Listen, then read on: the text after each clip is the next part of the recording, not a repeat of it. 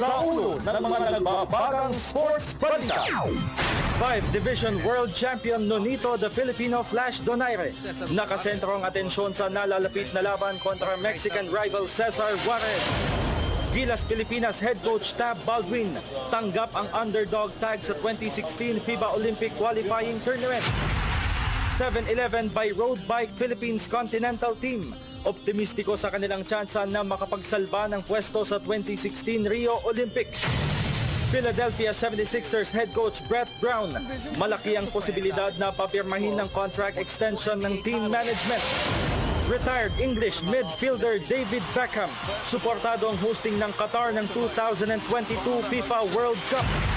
At former UFC Women's Bantamweight Champion Ronda Rousey, posibleng matagalan bago muling magbalik sa loob ng octagon.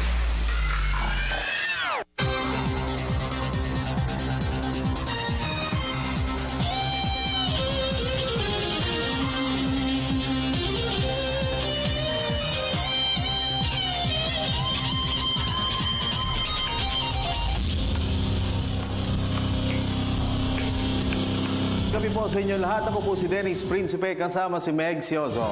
Maghahatid sa inyo ng pinakahuling kaganapan sa daigdig ng palakasan. Sa International Basketball, aminado si Gilas Pilipinas head coach Tab Baldwin na dehado sila sa kampanya sa 2016 FIBA Olympic Qualifying Tournament. Ito ay dahil na rin sa partisipasyon ng mga bigating European teams sa week-long Cage Fest. Ang kabuang detalye ihahatid ni Ria Arevalo ng Sports Radio 918. Dalawang European teams ang nakikita ni Gilas Pilipinas head coach Tab Baldwin na halos siguradong lulusot sa FIBA Olympic Qualifier sa Hulyo ng susunod na taon. Ayon kay Baldwin, hindi matatawaran ang lakas ng France, Serbia, Greece, Italy at Czech Republic, ang limang mga bansa na nagmula sa European region. I think Serbia and Greece are almost the lock, those two teams. I thought both of them should have qualified out of the European Championships this year. But Spain found their form at the right moment and knocked both teams out, I think, one right after the other. So I rate both of those teams as, practically shoo-ins. Kabilang rin sa mga lalahok sa week-long Cage Fest ay ang tigta-tatlong koponan mula sa FIBA Americas, FIBA Asia at Afrobasket. Gayon din ang isang team mula sa Oceania region. Mapupunta naman sa tatlong winning bidders na hindi kasali sa mga naunang qualified teams ang huling tatlong slots sa qualifying tournament. At bagamat aminadong dehado ang Gilas Pilipinas, tinitiyak naman ni Baldwin na bibigyan nila ng magandang laban ang lahat ng mga rival teams sa torneo.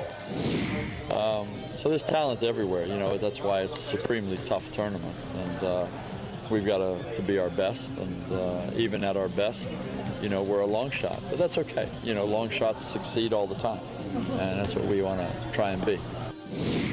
Ang tatlong magkakampyon sa tatlong magkakahiwalay na qualifying tournaments ang mabibigyan ng karapatang magpartisipa sa 2016 Rio Olympics. Para sa PTV Sports, Ria Arevalo, Sports Radio 918.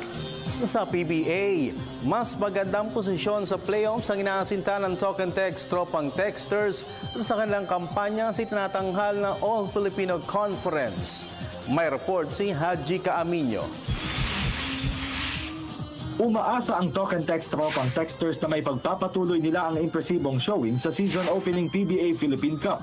Ito'y kahit pa naka-sideline si injured power forward Rani Del De Ocampo.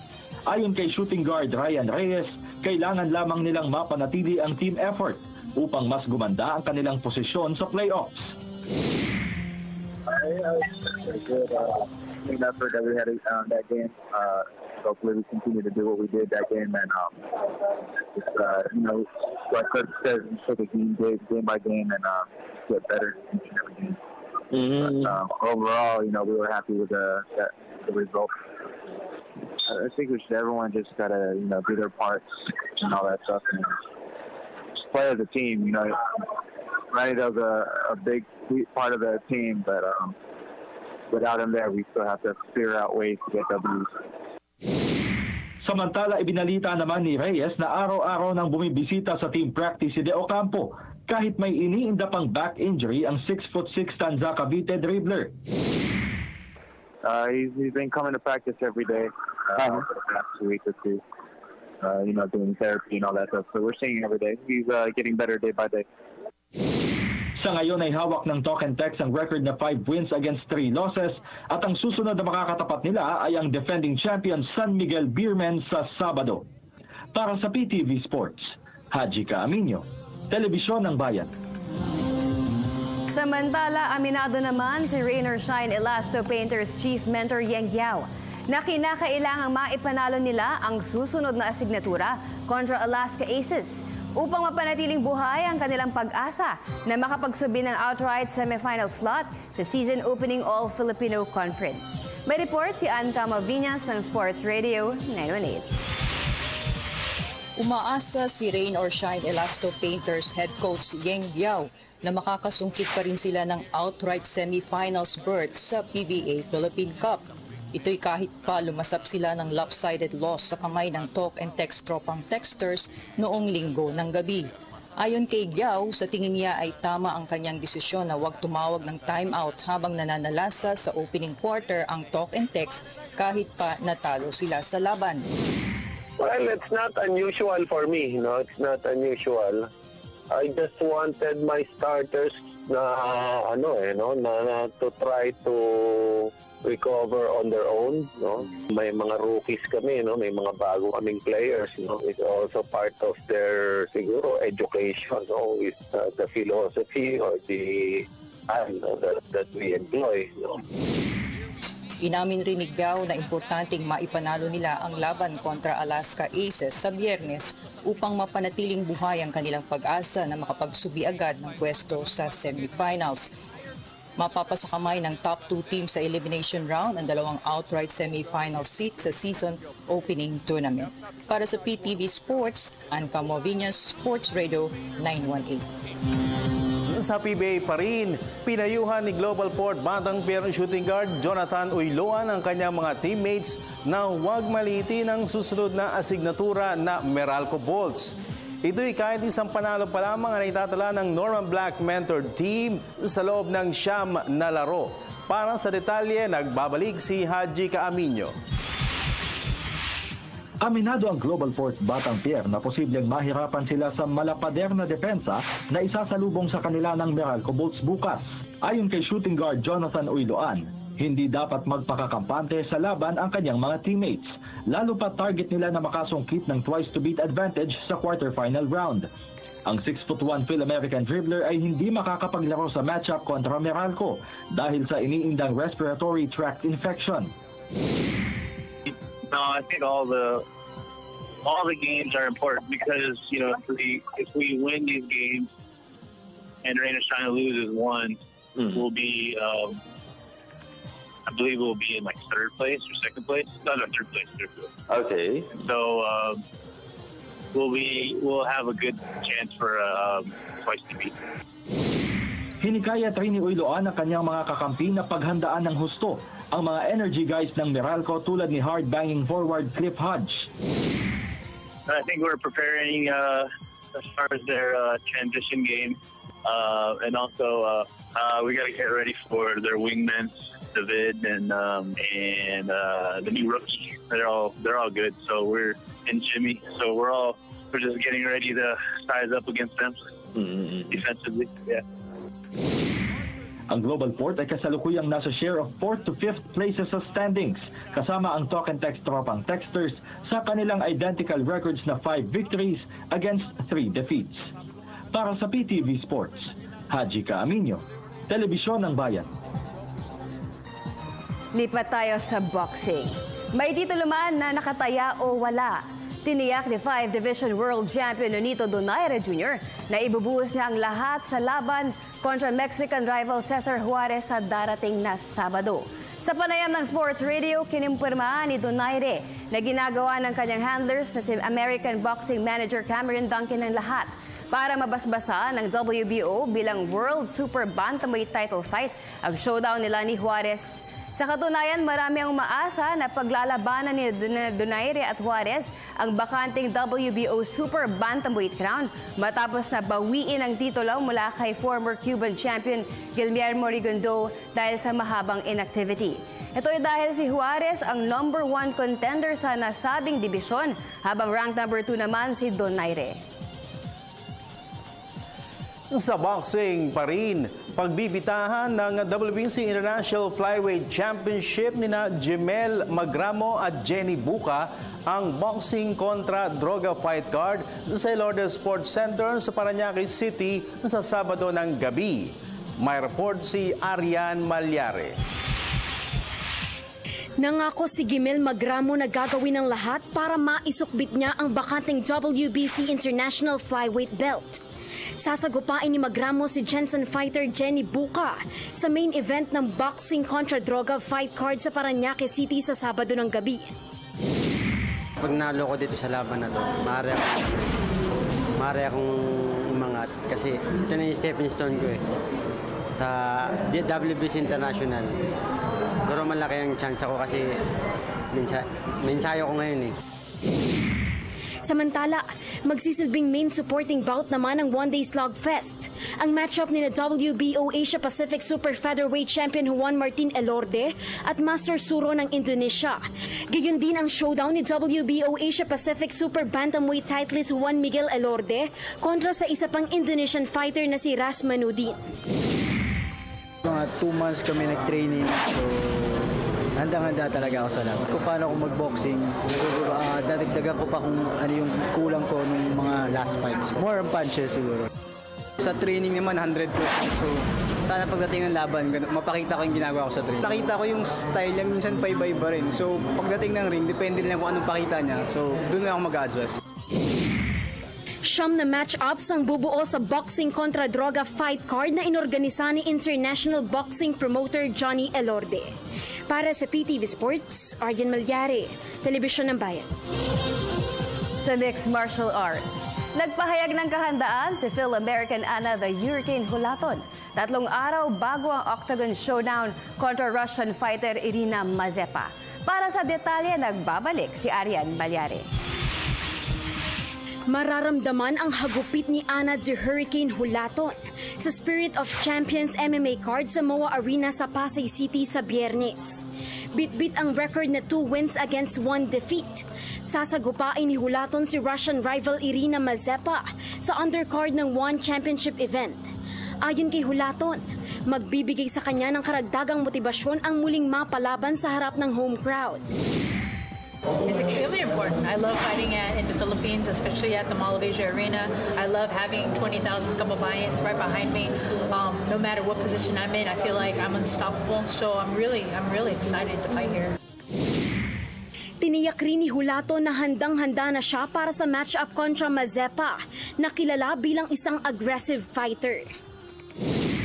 She's strong, she's in shape, she has some experience in the kickboxing world, but I think in MMA, I think I'm ahead because if you see in our last fight, she doesn't understand the jiu-jitsu, she doesn't understand the wrestling. When she gets into the clinch, there's certain things that she's not aware of. So obviously she wants to capitalize on her strengths, whether it be her punching and her kicks. But my team, they made an amazing game plan. So and whether it's the punching, obviously I could read it. If it's the kicks, I have openings. If it's the clinching, I have openings. If it's the grounds, I have openings. So we've been working really hard. Samantala, magsisilbing main event naman ng Spirit of Champions fight card. Ang showdown nila Phil-American Brandon The Truth Vera at British fighter Chill Lewis Parry. Para sa PTV Sports, Arian Malyare, Telebisyon ng Bayan. Sa cycling, makapagsalba ng pwesto sa 2016 Rio Olympics ang tanging asam ng 7-Eleven by Road Bike Philippines Continental Team sa kanilang gagawing pagpedal sa Tour de Jalajah na magsisimula bukas. May report si Judith Karingal ng Sports Radio 918 mula sa Kuala Lumpur, Malaysia. Handa na at hindi natitinag ang 7-Eleven Road Bike Philippines sa pinakamapanghamong karera sa 4 na taon na paglahok nito sa mga international races. 19 na mga koponan ang kasali sa Jelajah, Malaysia. Kasama na dito ang mahigpit na karibal sa Olympic slot na South Korea na nagpadala ng 2 teams, KSPO at National Squad, senyales na hindi nila basta-basta ibibigay sa mga Filipino ang 12-point lead at 4th placing sa UCI Asia Nation Ranking, ang ticket para makausad sa Rio Olympics. Bukod sa mga Koreano, malaking hadlang din sa kampanya ng Pilipinas ang mga sprinter ng host Malaysia na may 7 teams. Ang Asia's #1 nation, Iran, ang isa pang top continental team ng Skydive Dubai, ang isa ring Olympic hopeful na Hong Kong HKSI Pro, Data 3 Australia, idagdag pa ang mga taga-China, Laos, Mongolia at 2 teams mula sa Indonesia. Giit ni Team Captain Mark Galedo, handa sila sa laban, hindi sila natatakot sa mga katunggali. Tanging ang implementasyon ng mga natutunan sa training kasama ang pagiging agresibo sa peloton at matalinong pagbasa ng sitwasyon sa mga atake ang kailangan gawin para makuha ang stage podium at general classification placing tulay sa UCI Olympic points. Sa experience ko is wala naman takot, walang alinlangan. Sinasabi ko rin dito sa mga ka-teammate ko na hindi natin na pumesto sila. Bakit pumesto sila? Bakit nagawa nilang manalo? Dahil din sa tulungan ng team, dahil din sa tulungan ng mga bawat isa sa miyembro nila. So, kaya rin natin gawin yon, magagawa natin basta tulong-tulong tayo. Pipilitin namin pumesto dahil dito, ito na yung huling hirit natin para sa qualifying sa Olympic. Dahil hindi lang naman ito para sa amin, para sa pamilya namin, para sa atin lahat dyan sa bansa ng Pilipinas na ilalaban natin para magkaroon tayo ng representante para sa Olympic. Bukod kay Galedo, nakasandal ang kampanya ng 7-Eleven Road Bike Philippines sa mga sprinters na sina Dominic Perez at Marcelo Felipe o kung sino man sa ibang miyembro gaya ni Valera Vina, Ryan Cayubit at Nelson Martin ang nasa magandang posisyon sa peloton. 2 araw na nagpagpag na ng kanilang mga muscle at naibuka na nila ang kanilang mga baga para sa pag-arangkada ng 5-stage na Jelajah, Malaysia bukas. Sa 176 km first stage bukas Miyerkules at 11-kilometer team time trial sa Huwebes, kailangan makapwesto na agad ng mga Filipino dahil ito na ang magdidikta ng resulta ng karera. Para sa PTV Sports, Judith Karingal, Kuala Lumpur, Malaysia. Philadelphia 76ers head coach Brett Brown, malaki ang posibilidad na papirmahin ng contract extension ng team management. Yan at ang iba pang pinakamalalaking kaganapan sa Global Sports sa pagbabalik ng PTV Sports.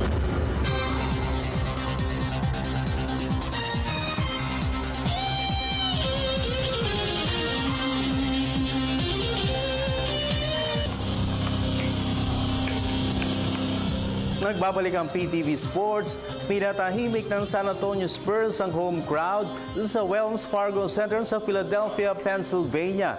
Sa pangunan ni center na Marcus Aldridge na kumanda ng 26 points at 9 rebounds, minasakyan ng San Antonio ang Philadelphia 76ers 119-68 kanina upang palawigin sa 4 matches ang kanilang winning run. Bagamat naglaro ng wala ang mga key players sa Tim Duncan, Manu Ginobili at Kawhi Leonard, nagawa pa rin hawakan ng Spurs ang 65-29 halftime lead at pagpasok ng 4th and final period ay lalo pang lumobo sa 44 points ang kanilang bentahe kontra Sixers. Dahil sa panalo, lalong tumibay ang kapit ng Spurs sa ikalawang pwesto sa Western Conference standings sa kanilang record na 18 wins against 4 losses. Tunghayan naman natin ang iba pang mga tampok na balitang sports sa labas ng bansa. Sa report ni Cecil Kimlat ng Sports Radio 918.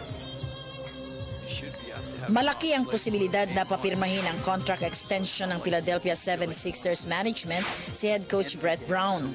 Ito'y kahit pa nasasadlak sa 1-21 win-loss card ang koponan ngayong season. May 1.5 taon pang nalalabi sa orihinal na kontrata ni Brown pero ngayon pa lamang ay ikinakasana ng team management ang panibagong deal para sa 54-year-old American mentor. Una umupo sa bench ng Sixers si Brown noong 2013 kung saan nagrehistro siya ng record na 38 victories against 147 defeats sa loob ng mahigit 2 NBA seasons. Sa football, suportado ni retired English midfielder David Beckham ang pagtayong punong abala ng Qatar sa 2022 FIFA World Cup. Ito'y kahit pa nababalot ng corruption charges ang bidding para sa hosting ng 2018 at 2022 events.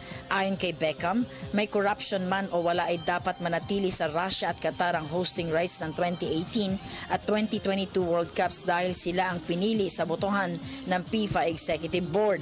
Bukod pa rito, dapat ring umanong madala sa mga bagong bansa ang mga aksyon sa mga susunod na edisyon ng FIFA World Cup upang lalo pang makilala ang pinaka-popular na sport sa buong planeta.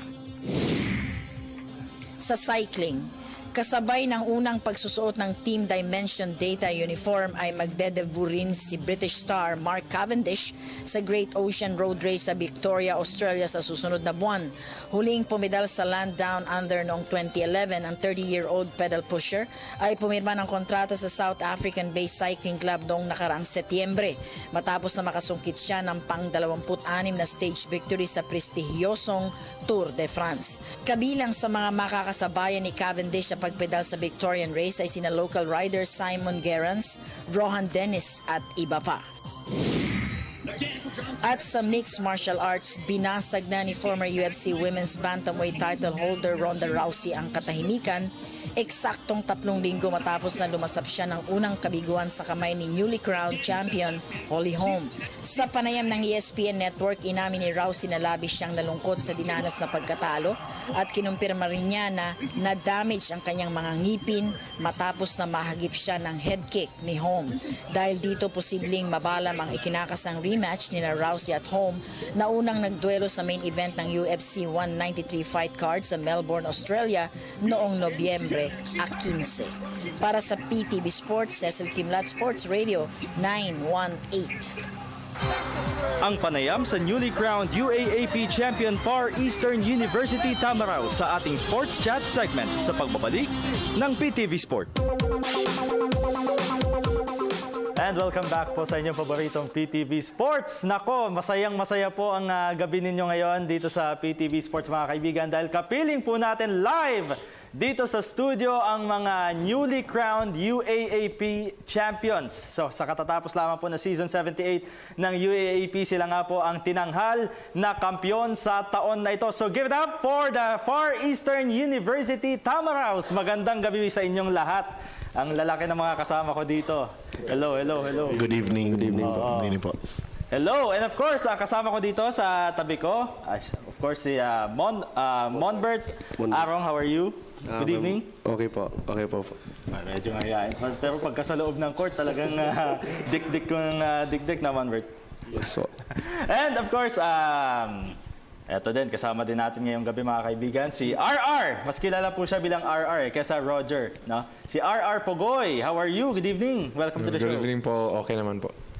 Okay, and the man with the ice in his veins, lalong-lalo na nung Game 3. Nako mga kaibigan, eto matindi rin tong batang ito. Let's welcome Russell Escoto. Good evening, Russell. Good evening po, good evening po. How are you? Okay. And katabi naman dito ni Russell, of course, ay si Raymar Jose. How are you? Good evening. Okay lang po, magandang gabi po. And since wala si Coach Nash Rosella ngayong gabi mga kaibigan at alam naman natin, syempre last week nakausap natin siya at meron lang siyang pinagkakaabalahan ngayon, sinamahan naman po ng ating butihing assistant coach ang ating mga player ngayon. So si Coach Ryan Betia, how are you? Good evening, Coach. Good evening din po at sa lahat ng mga manonood. Ayan. We've always asked this question, lalong-lalo na nung katatapos lamang nung UAAP, no, finals. How does it feel to be a champion again after, of course, 10 years din, yung drought ng FEU. So, this time, last year, I'm sure kayo pa rin yun nung last year against the NU Bulldogs. Pero this time, you nailed it, nakuha nyo na ang championship. Ikaw muna, Monbert. Actually, wala ako last year. Ngayon lang ako naglaro. Yung feelings ngayon, na-shock pa ako ngayon eh. But, shock ka pa. Wala ka pa. Last year, wala ka pa. Pero, at the same time, masaya pa rin kasi, lalo na yung elimination, dalawang talo kami yung UST. Tapos yung game plan namin, talagang pinaghandaan namin. Tsaka yung gusto lang namin na talagang ma-stop yung tatlong veterano nila.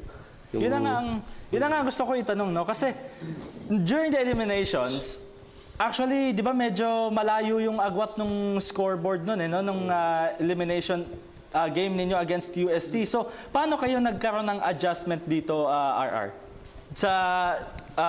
After losing 2 games sa eliminations against UST this time, nakahanap ba kayo ng paraan talaga para mapigil yung opensa ng UST? Siguro yung credit sa mga coaches namin kasi sila yung nag-viewing, tapos tinitingnan nila yung mga tendencies ng UST players. Kaya yun, doon na kami bumawi sa yung pinaka-importanting game na talaga sa finals na. Kumbaga magka-count talaga kapag nandun ka na sa finals. Mamaya po mga kaibigan, bibigyan namin kayo ng pagkakataon na makapagtanong via our Facebook account, facebook.com/PTV4Sports. Post yun na po yung inyong mga tanong para po sa ating mga players and of course kay Coach Ryan ngayong gabing ito. And of course, nako Russell, ikaw, nun bang mga time na I'm sure ang nasa isip mo nun, hindi pa to tapos, no? Hindi pa tapos to, kahit na na-foul ka, kailangan mo pa ding isink yung free throws na yun. Hindi ka ba kinabahan nung time na yun? 2 free throws na ipasok mo yun, ha? Kinabahan ako, kaya lang nag-pray lang ako eh. Faith ko lang na. Tapos focus lang ako. Tapos yun. Kung ano yung ginagawa ko sa practice, ayun. In front of those thousands of FEU fans, thousands of UST fans, yung nerves ba natin, kumusta nung time na yun? Of course, sa'yo lahat nakatingin din nung time na yun, ano? Ayun, okay lang naman. Focus lang talaga ako. Kaya parang hindi ko na tinignan yung mga crowd. Tinignan ko na yung ring talaga eh. Sabi ko, kailangan ma-shoot to. Pero eto guys Raymar, nung game 3 muna tayo, nung time ba na medyo nakakaangat tayo, 51-41, ano ba nasa isip nyo na parang bigla yata tayong na hindi tayo nakascore, no, for how many minutes din yon. So 16-0 run by UST. Ano ba yung nasa isip natin nun? Yung sa amin lang, hindi kami nagbibitaw siguro sa laro namin kasi kahit anong mangyari, bigay lang namin lahat kasi sabi ng coach, enjoy nyo lang yung game kasi darating tayo talaga na mananalo tayo dyan. Pero hindi ba dumating, coach, sa point na parang yung mga bata natin medyo nagpanghihinaan ng loob that time? 6-point lead for UST, almost under 5 minutes remaining na lang yata yun in the fourth quarter, no? So, paano nyo napanatili yung composure ninyo? Anong sinabi nyo sa mga bata by that time para magbuhayan ulit sila at mahabol nga yung lamang ng UST? I think nung nag-cramps kasi si Mac by the 3rd quarter. Nag-cramps? Nag-cramps si Mac. So, inalis namin siya. Nung bumalik siya nung 3 minutes 48 something, doon parang nabuhayan yung mga players. Parang na-inspire sila kay Mac dahil cramps na nga si Mac. Siya yung first 2 points na kuha namin. So, naging 57-53, I think, ang score. So, doon kami doon sila nakakuha ng strength, and then naging positive yung outcome naman dahil nga na-inspired kay Mac Bello. Dahil kay Mac nag-cramps na, bumalik pa talaga sa game, ano? Pero coach, I'm sure ginawa niya rin motivation yung loss ninyo last year against NU Bulldogs. And ganun din yung nangyari. You won game 1 and then natalo ng game 2. Pagdating ng game 3, it was NU. But this time, it was U na po. So parang ginawa natin motivation yung last year talaga. Yung ano lang siguro, I think, sabi lang namin sa mga players after nung game kasi ng NU yung game 3, tandaan nila yung feeling na natalo nga kami sa game 3.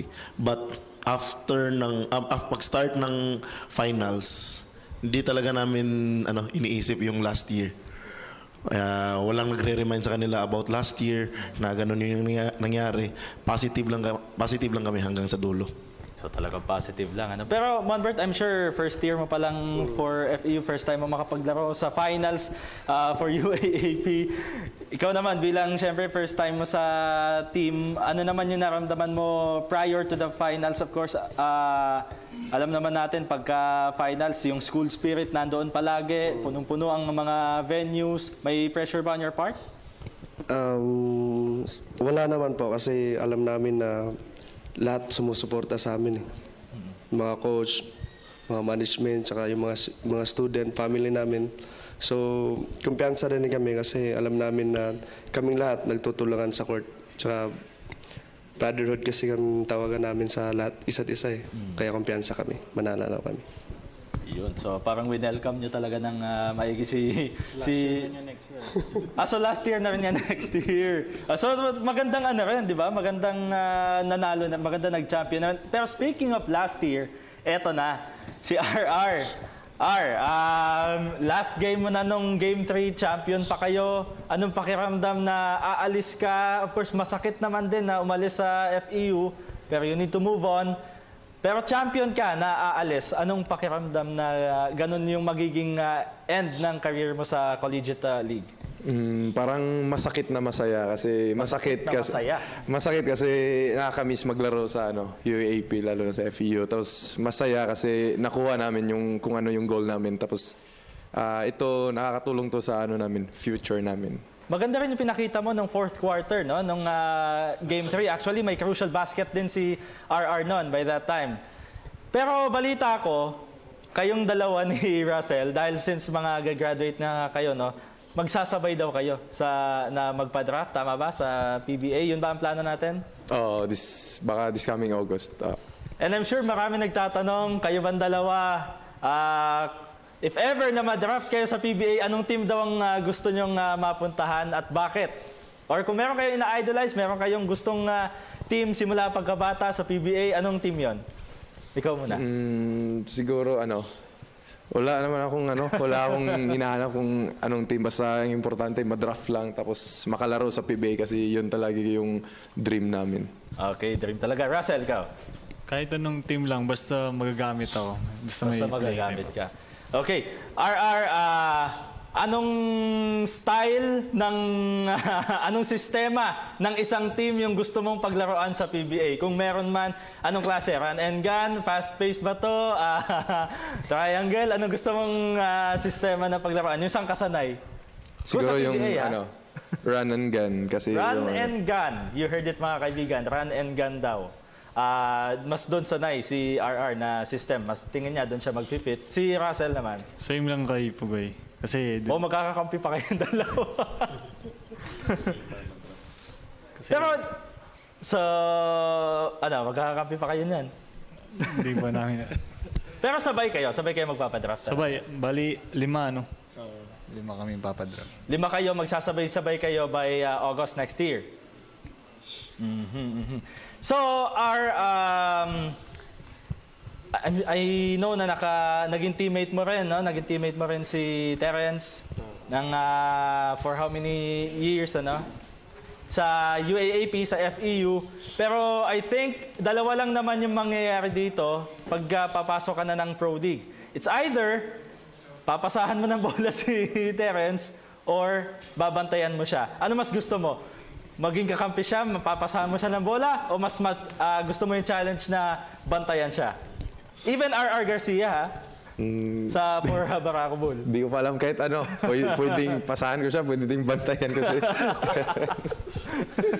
Anyway, Coach Ryan, madaming makakamiss sa mga players mo, no? 6 sila na graduate, mawawala na next year for FEU. Pero may napag-usapan na ba on the part of coaching staff, on the part of the management? Meron na pa tayong napag-uusapan na i-develop pa or kailangan pa nating ayusin by next year? Of course, bagong sistema, bagong players, bagong mga mukha din yung makikita natin next year. Actually, nung pagpasok nila Coach Nash, nakapag-recruit na rin sila. Kasi yung 6 players na graduate, yun yung naabutan ni Coach Nash. Okay. So, may mga, I think, 12 to 15 players sa Team B, sa pool ng Team B. So, yun na yung mga candidate for next year. Kasi next year, wala kasing graduate na high school. So, yung mga nagre-residency lang ngayon, yun yung makakalaro next year. I'm sure most FEU fans, Raymar, yung nakakaalam na pag sinabi mong FEU team effort rin, kumbaga walang stars, walang kahit sino umi-score, even Monbert, even you, even Russell, even RR can dominate and can score as much as you can.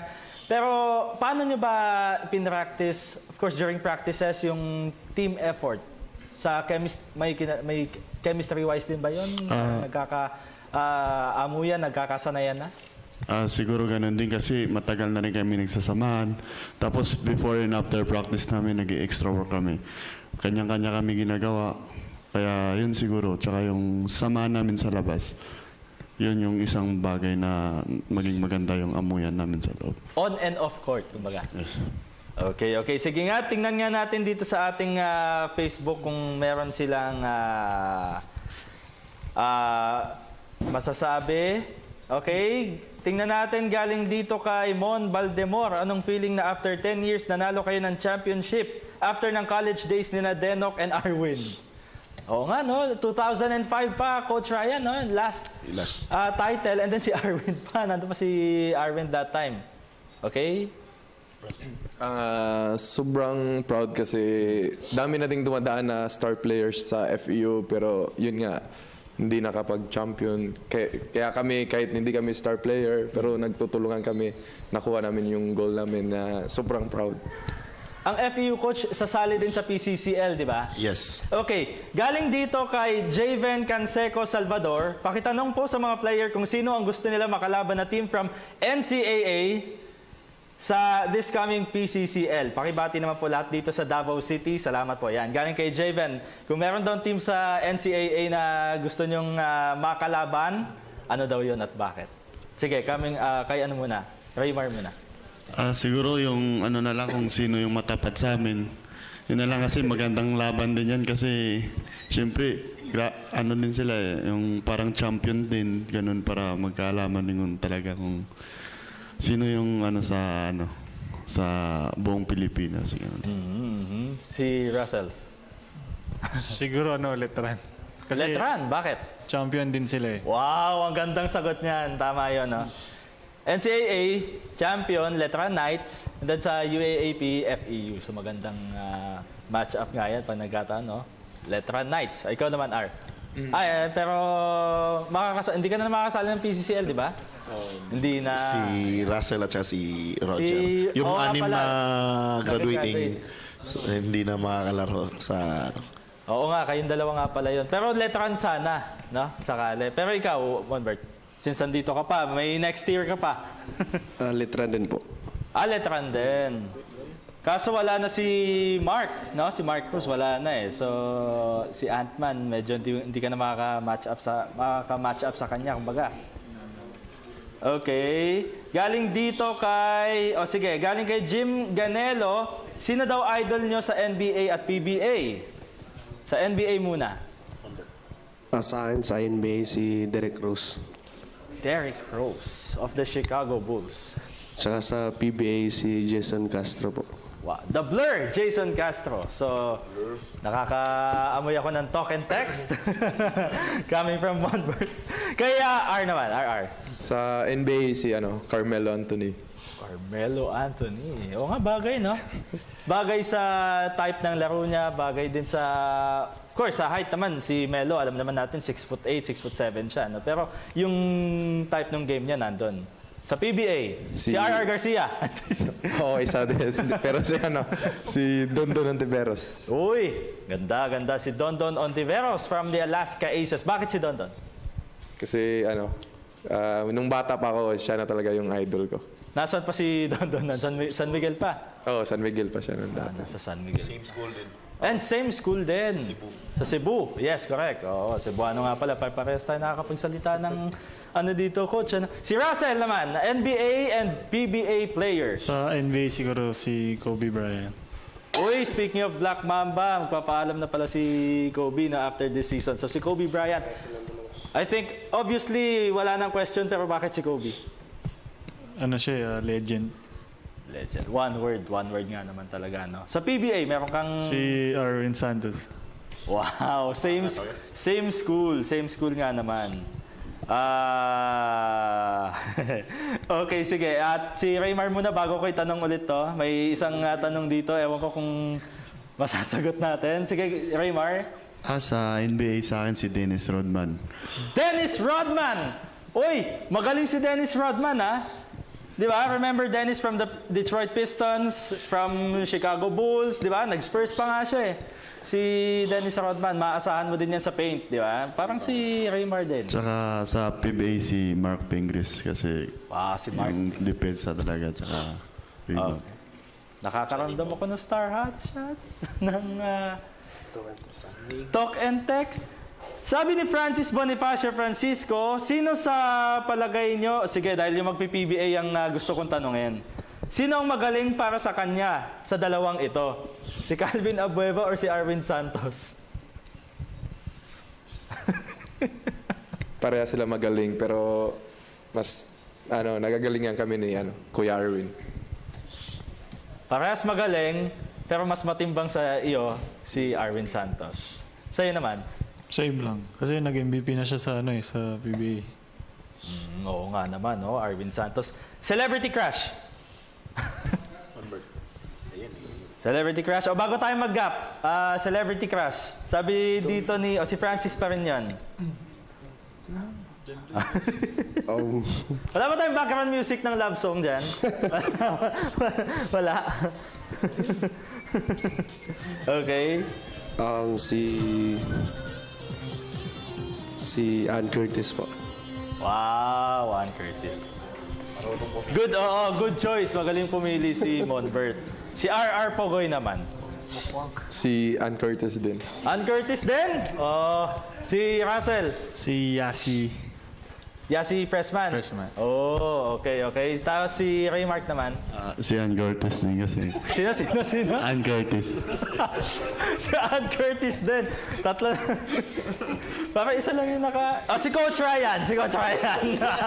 Si Poco ang yata yung crush. Yun pa rin, si Ann Curtis. Talagang team effort nga kayo kasi lahat... team effort na nga to kasi lahat iisa eh. Pinag-aagawa. Anyway, nako, tuloy-tuloy lamang po kayo mga kaibigan sa pagpo-post ng inyong mga katanungan dito sa Facebook. Tatanong natin lahat sa kanila habang may oras pa. Pero dyan lamang po kayo. Marami pa kaming mga kwentuhan at kulitan sa pagbabalik ng PTV Sports.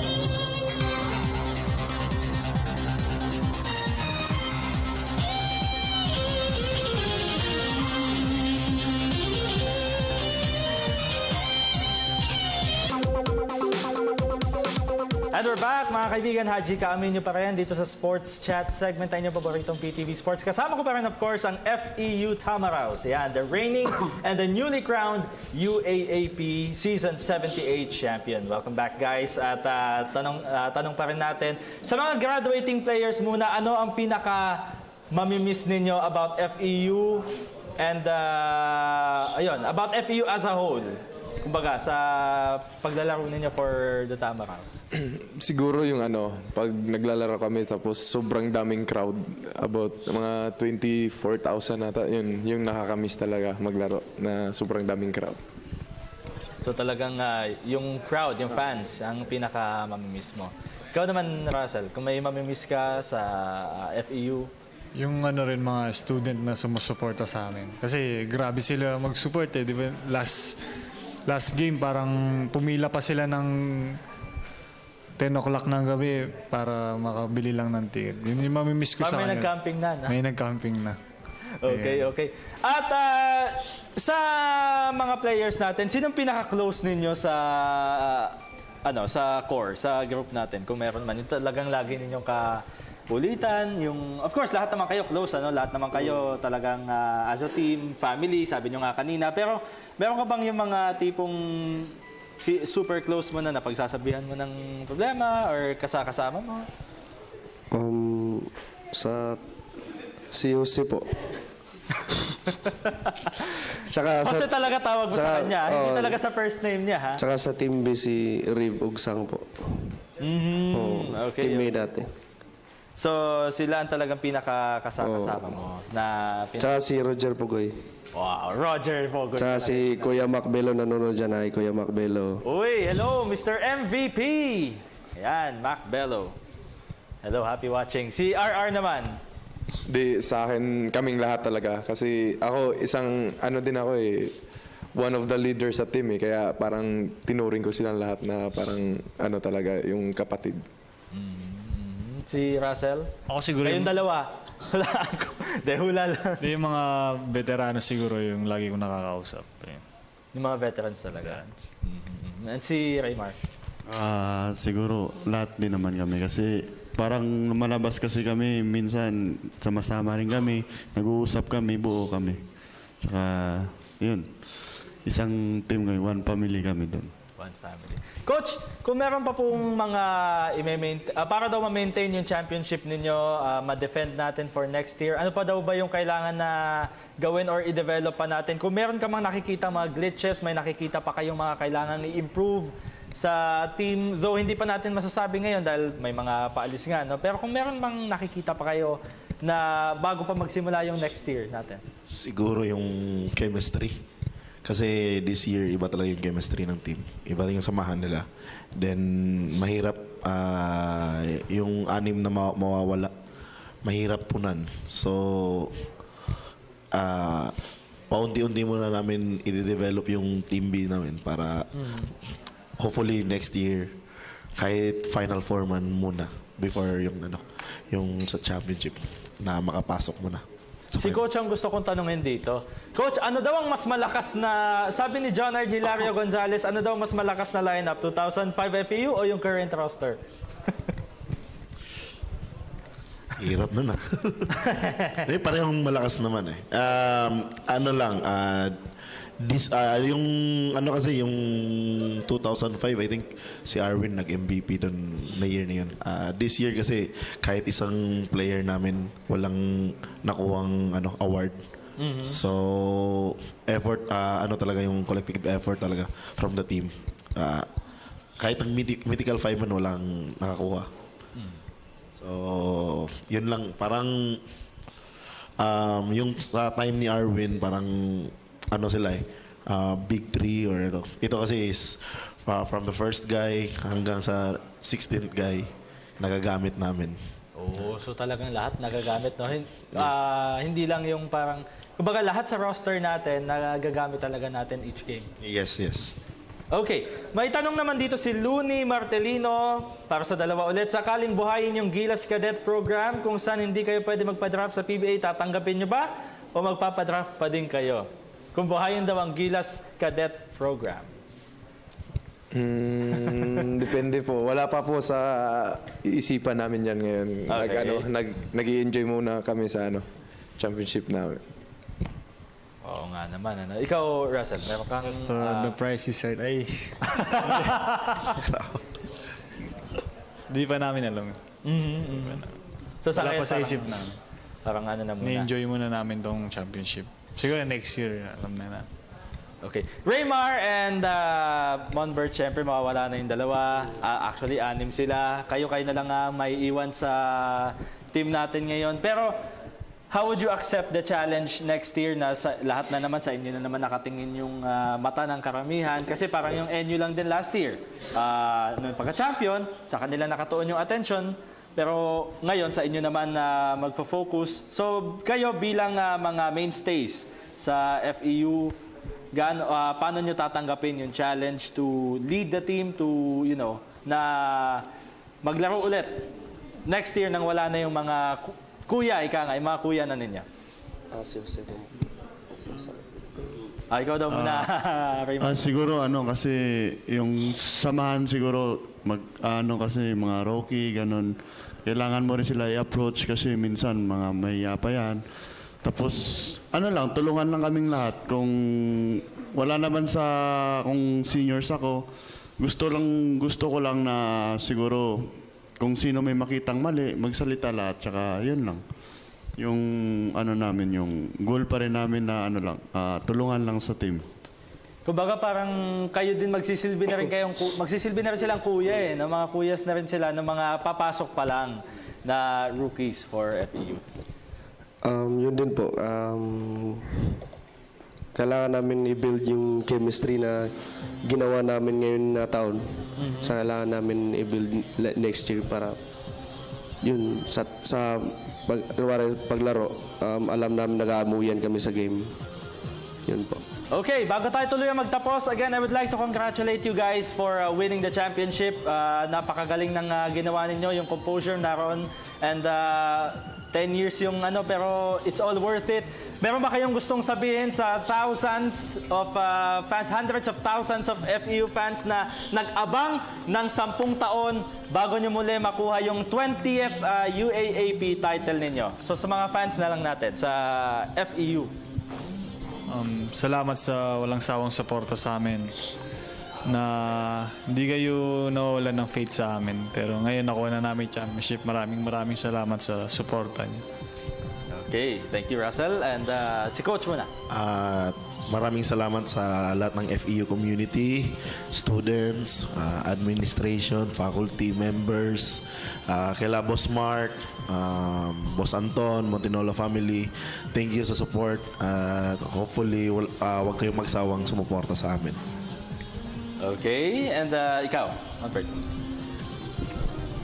Thank you po sa mga fans na magdamag nakapila para lang makapanood ng game namin. Oo nga naman. Sa family din namin, maraming salamat po. Tsaka sa mga coaches, especially na sa mga management namin. Thank you po. Si Raymark. Nagpapasalamat ako sa buong FEU community. Lalo na sa mga pamilya ko, walang sawang pagsuporta. Tsaka sa FEU student. Sana suportahan niyo pa rin kami next year kahit maraming nawawala sa amin. Huwag kayong magsawa sa amin. And of course, last but definitely not the least, RR. May gusto ko sabihin sa FEU fans, sa mga kapwa mo Cebuana rin. Sa lahat ng FEU community, salamat sa suporta nyo. Pati sa mga taga Cebu, salamat kayo sa inyong pagsuporta sa MUA. Wala sa... Kala ko iiyak pa si RR. Pero anyway guys, again, thank you very much for visiting kasi alam ko napakarami nyo din mga ginagawa pero talaga naglaan kayo ng time to visit PTV Sports. On behalf of the PTV Sports family and of course PTV, maraming salamat po sa pagpunta. Mabuhay kayong lahat. Thank you. Palakpakan po natin mga kaibigan ng FEU Far Eastern University Tamaraos, your newly crowned UAAP Season 78 Champions. At nako, dahil naubos na naman po ang oras natin mga kaibigan, gusto ko lang batiin ng happy birthday si Philip Godfred Ramil. First birthday po niya ngayon. So again, thank you very much po sa lahat ng mga nanood sa atin ngayong gabing ito. And ano ba ngayon? Martes pa lang ngayon. No? So until bukas po mga kaibigan, magkikita-kita po muli tayo sa pangalan ni Idol Dennis Principe and Miss Meg Siozon. Ako po yung lingkod, Haji Kaaminyo. At ito ang inyong paboritong PTV Sports. Good night.